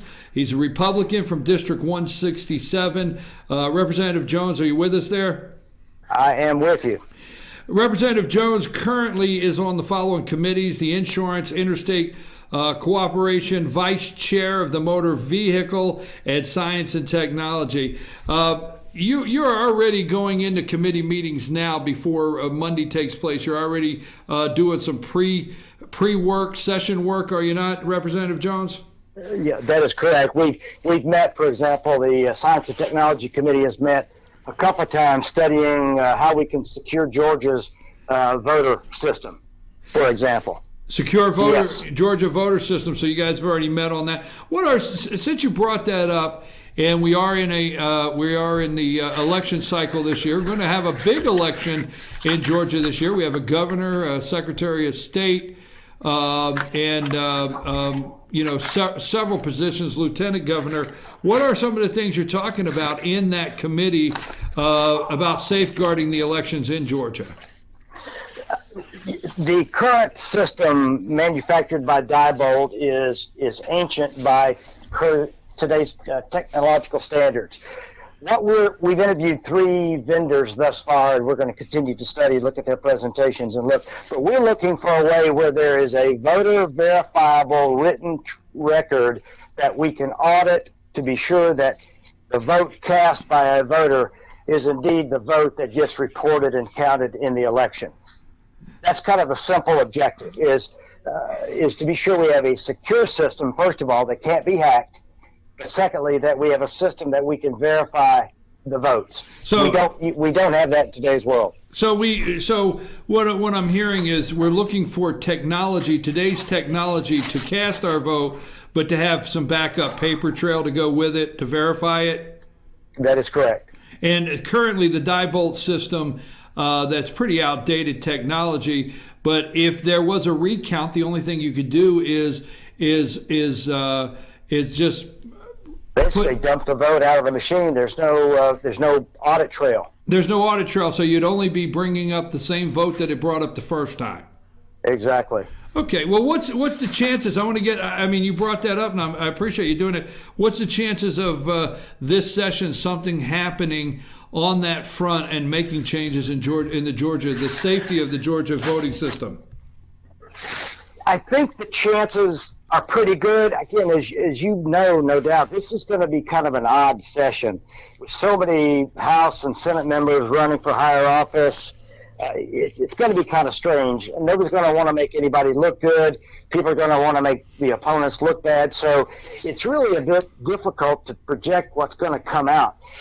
I will say, though, on this particular issue, we're not going to rush a decision and implement something that's not going to work. We want to study it thoroughly, be sure that we are spending the taxpayers' money wisely, and that we indeed end up with a secure system. So doubtful that we'll have something passed, hardware, software, whatever, purchased and implemented in time for the primary in May and the general in November. Doubtful that we'll have it in place for these upcoming 2018 elections. Okay, well, my words, but with several, we'll move on to some bills that we want to discuss, but with several members of the House, Senate, Lieutenant Governor maybe, running for statewide offices, are you saying there might be some political posturing in this session? I can't see you. Is your tongue in your cheek? Okay. I think more so than usual. Yes, there will be. More than ever, yes, right? So yeah, more than ever. And there's always political posturing. I mean, it's the way the process works. You introduce legislation, or you work on legislation. You try to build support for your legislation, try to build a coalition of people who agree with your view, and that your bill is the most important bill and it needs to get through despite everything else that might be out there. So this is going to have an interesting dynamic to it. Well, Representative Jones, I think we're going to see several bills that have statewide effect, not just regional, statewide effect, that whether they go through or not, there'll still be something that the candidate can campaign on statewide that they were trying to achieve, right? We'll leave it there. I agree. Okay, let's go with, this is folks, if you're looking on the pre-files, it's going to show up HB 12, and it's been changed to HB 66 is the current bill number, HB 66. It will still show up HB 12, but the current version of this bill is not out yet, but it's called the Banking and Finance. It's not loaded on the system, right, sir? You just told me that. Oh, it is. It is. As we were discussing before we got on air, because the bill has not had a committee hearing, changes and amendments, if you will, that I've made to the bill as I've worked through with, let's say, the Commissioner of Banking, the Department of Revenue, all the card processor people out there, those changes, although reflected in my drafts and what I've changed, have not been updated to the House system. So as you do an inquiry on HB 66, it does not reflect all the negotiations and changes that have taken place during 2017. All right, well, let's tell people what the bill is. The title is Banking and Finance, Money Transmission Transactions by Financial Institution provide certain fees. What is this bill that you've sponsored here? In very simple terms, the legislation proposes to collect a fully refundable fee for cash wire transfers that originate in Georgia and terminate anywhere else. Now, and I'm specifically going after Georgia's massive underground economy. And by that, I'm talking about drug dealers, gamblers, people who are paid in cash, and people involved in the sex trade industry. Those are people who typically are trying to hide their cash. They try to move it around and launder it so that it never surfaces to the light of day and never gets reported as income. So this bill proposes to charge a fee for those transfers. And as I say, it's fully refundable. So any Georgia taxpayer, and this would include illegals who can file for an individual tax ID number, ITIN, every person who is subject to this fee is entitled to file through the Department of Revenue, Georgia Department of Revenue, to have that fee fully refunded to them in the form of a tax credit. So it's those people who don't want their income reported, who do not want the cash that they'll deal with to see the light of day. Those are the folks who are ultimately going to be those whose fees are retained by the treasurer in the state of Georgia. And it's estimated that this bill will generate conservatively $50 million, but more realistically, $100 million of revenue to the state of Georgia. And this is net after fees and refunds. This is modeled after legislation that Oklahoma has had in place for quite a number of years. We've got about 4 times the number of illegal aliens that reside in Oklahoma. So based upon the collection rates in Oklahoma, that's kind of where that, plus the fact that our fiscal office has done an official fiscal note to estimate the revenue.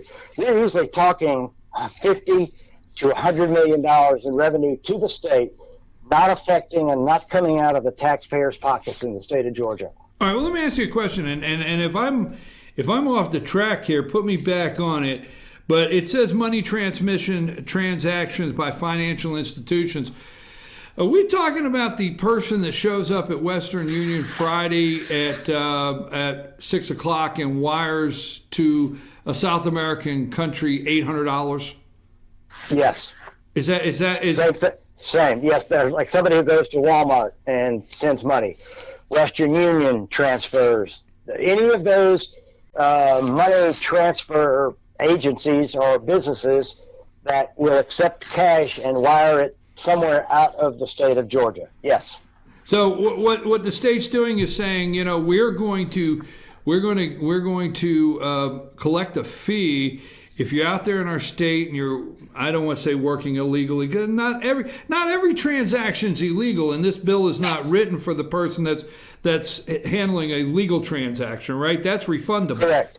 That's absolutely correct. In fact, bank-to-bank transfers relating to real estate transactions by our military who may reside in one state but are stationed in another and who transfer money home. That money is not going to be captured in this fee process. So again, it really focuses, by its very nature and design and the way we've worked it out, it really does concentrate on those people who are trying to hide their cash. If they're trying to hide the cash, let me ask you, what will be the what will be the fee? I mean, how will the fee be calculated on a wire transfer, a cash wire transfer? We're looking at 2% of the fee with a minimum of a $10 fee. Minimum is that's simple. Is $10. Yeah, and to make it, and because we're going to be asking these money transfer folks to do some work, because they're going to have a little bit of additional record keeping that's involved when they're processing their transaction. We're going to pay those folks a bit of a fee, for the hassle, for the administrative effort that they undertake to collect the fee. The fee we're going to pay those folks is similar to what a retail store is paid in vendor compensation by the Department of Revenue. If you collect sales tax on the part of the state of Georgia, the vendor compensation portion says that you can keep 3% of that fee as the business for the trouble that you've gone to collect, report, and pass that money on to the state. Similar thing in HB 66. Well, let me ask you. And what other states? Now, you had mentioned what other states have this in place or a similar bill of this status? What other states have that? The only state currently doing this is the state of Oklahoma. And they've been doing it, as I said, 4, 5, 6 years. They've been doing it quite successfully. And in fact, there are those who were encouraging the federal government to consider adding this little proviso to the tax bill that we just got through. Estimated that the United States could have collected over $2 billion for these same types of transactions. So Oklahoma's the only state currently doing it.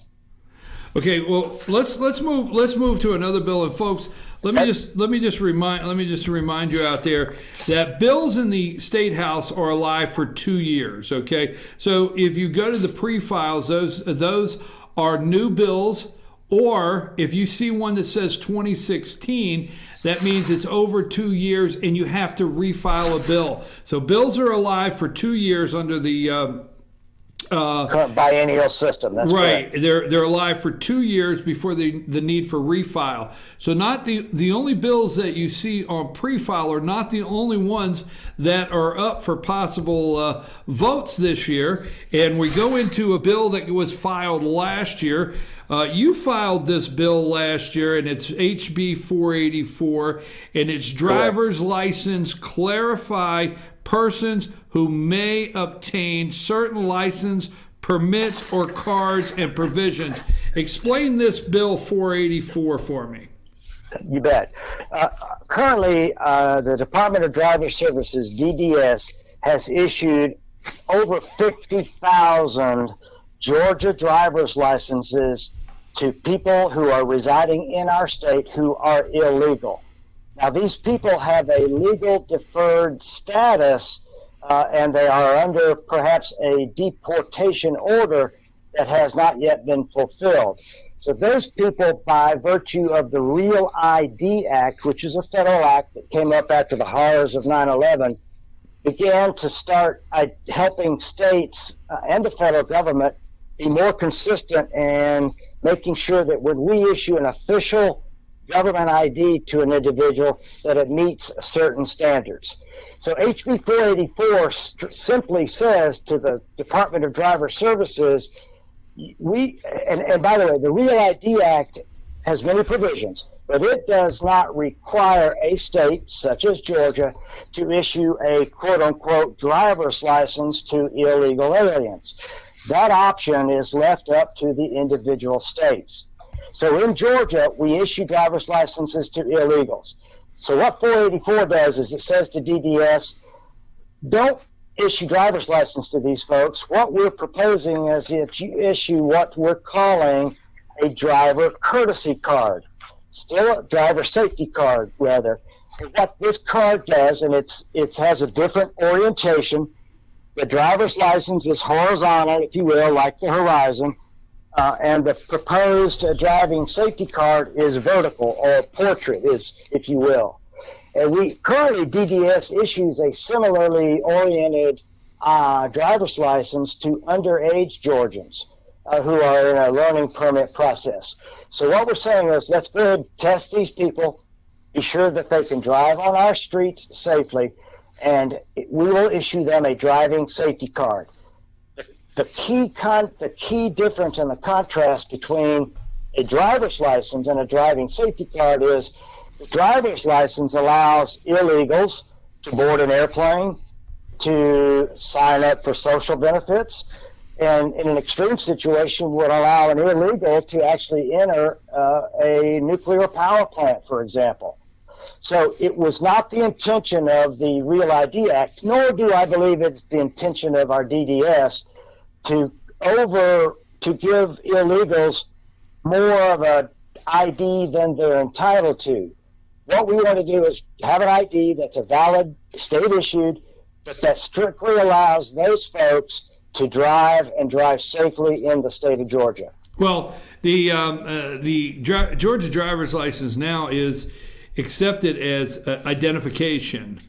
And it's accepted as identification, like you said. It's accepted for voting. The list goes on. Identification, but when an officer, I'm going to say for an officer, if you pull over an adult in Georgia that's under 21, immediately by the definition of the way the driver's license is issued, that officer knows that this is an under 21 driver, correct? Boom, amen. That's exactly right. So the same thing is, we're not saying we're giving you a driver's license that you can take to the airlines. You could do that. we're giving you the opportunity to drive safely in the state. Correct, and issue you a driving safety card. And that's what it says here, is a driving safety card. And that fully satisfies the federal ID, the Federal Real ID Act. Full compliance with the Federal Real ID Act. Okay, now I'm going to step out on a limb here. To me, this is a no-brainer. So, what opposition do you think you meet on this, or what opposition have you met on this, or what do you hear the odds are of making this change to a driver's safety card? Well, quite frankly, there are people in our state and really throughout this country who want to see illegals become legal, and in many cases to become a voter for a particular party. So the objection to issuing a driving safety card versus a driver's license is seen by many as a regressive step, stepping back from the further and full recognition of illegals as citizens of our country. So it's seen as a step back by those who want to legalize all those people who are here illegally. Amnesty, if you will. So that's the real rub. Do you think this gets on the floor for you in this session? Do you think this goes anywhere? I mean, I hate to put it that way, but because I'm thinking to myself, this should be something that like I said, shouldn't have a second thought. But what do you think? What do you think the odds are of getting this through the House this year? I think the odds are pretty good. Let me back up. This bill actually came out of the Senate at the end of 2016. Almost the same bill. So I picked it up in the House at the end of 2016, and there was just not enough time to do anything with it, to attach it to anything else. But here's the dilemma I think we face is that many Georgia legislators don't understand the subtle difference between a driver's license being issued to an illegal versus the proposed driving safety card. And I think so part of what I've got to do, two things, is I've got to educate my fellow legislators as to what's currently going on and what we're proposing.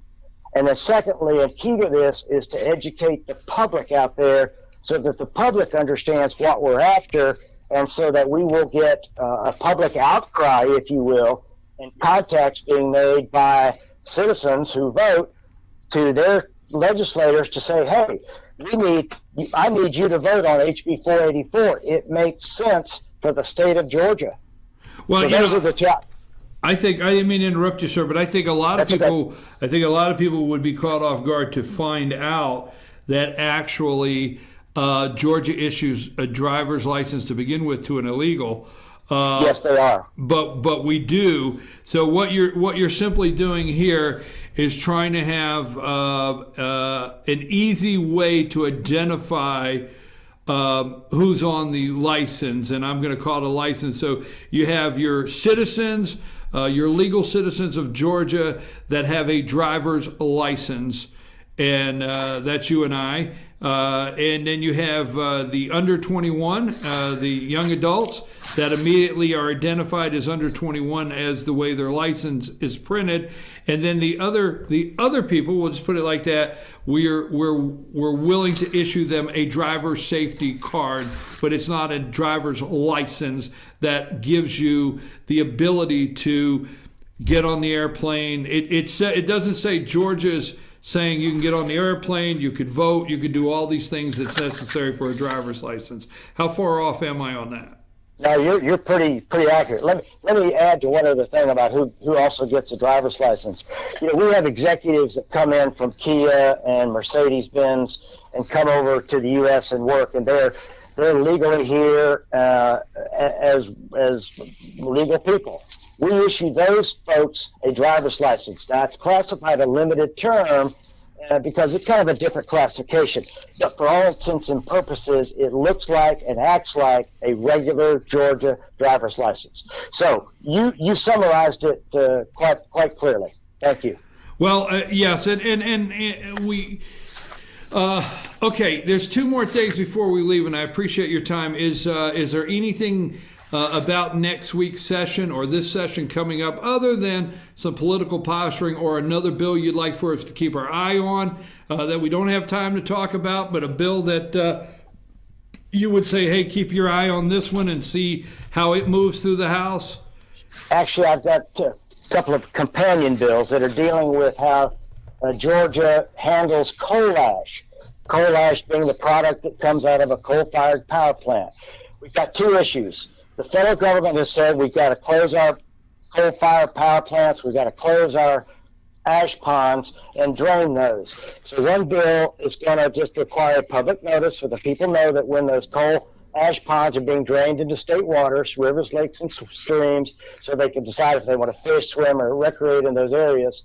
The second bill is a broader bill that establishes in law standards that a solid waste storage facility, either municipal or private, the standards that they must meet as they store coal ash in their various waste facilities. There are no current legislative standards in place, and so we're trying to establish some minimum standards that our DNR EPD division can actually then enforce. So watch those two bills. It's a big deal because Georgia is becoming known as the dumping ground for coal ash from surrounding states. And we don't want to be the dumping ground for other people's coal ash. But if coal ash gets brought here, we want to be sure that it's stored safely and does not contaminate our pristine Florida aquifer or any of our lakes and streams, rivers, etc. Well, watch those two bills. Okay, well, we'll close with this. Rumor is that the Speaker Rawson has made the comment that next Tuesday he won't be there because he'll be celebrating the Georgia National Championship. That's not rumor, that's fact. I know it's fact. So we'll be in session on Monday. In fact, we'll be at a summer meeting, fall meeting, whatever, at the caucus. And he announced that if Georgia's in the playoffs, which we obviously are, we will be out of session on the 9th. So we're in on the 8th, recess on the 9th, and back in on the 10th. And I think we've got the State of the State address that's scheduled for Thursday, January 11th. So well, yeah, that's what's coming in this first week. So Tuesday's a day off, and hopefully we're celebrating the national championship. We will be. There you go. We will be. We've got Alabama's number this year. We're gonna whip up on Alabama. Okay. Well, look, Representative Jones, I appreciate it. We're going to end it there, and we'll communicate all through the session at any time we can and have you back on. And go Dogs. Go Dogs. Okay, thank you very much. You have a nice day, sir. That is State Representative Jeff Jones. Jeff Jones is from District 167. I think it's down around Savannah, if I look that up. And we have talked about a couple bills that he has in place. And HB 484 and HB 66 are two he wants you to follow closely. We're going to, like I told you now, we're going to follow this session. We're going to follow this session, the 2018 Georgia legislative session. We're going to try to get 4 or 5 legislators a week on the show, just like this one here. We're going to get started. I'm going to be in Atlanta. I'm going to be in Atlanta today, actually, to be at a press conference. Speaker Rawson will be holding a pre-legislative press conference that I'll be attending today, and I'm going to work out some other senators and legislators to be on the show as bills progress. Just a quick note before we go to commercial. Like I said there earlier, bills are alive for 2 years. They're biannual bills in the state of Georgia. So if they filed a bill in 2016 and you're looking at the pre-files and it did not see the light of day and did not get anywhere, they have to refile that bill under the pre-file. So when you look in there, pre-filed legislation on the website, you will see a lot of bills that say 2016. You're thinking, wow, they've been around. No, they have to refile them. Now, the pre-file bills are not the only ones. Go into 2017, and if they're still active, you can look at the status they got last year and where they're at in committee, and they're still alive from last year and this year. So as the Representative Jeff Jones said, this will be an interesting session from the political posturing. I'm your host, BKP. We're going to take a brief break, and we'll be back right after these messages. Lonnie, take us to break.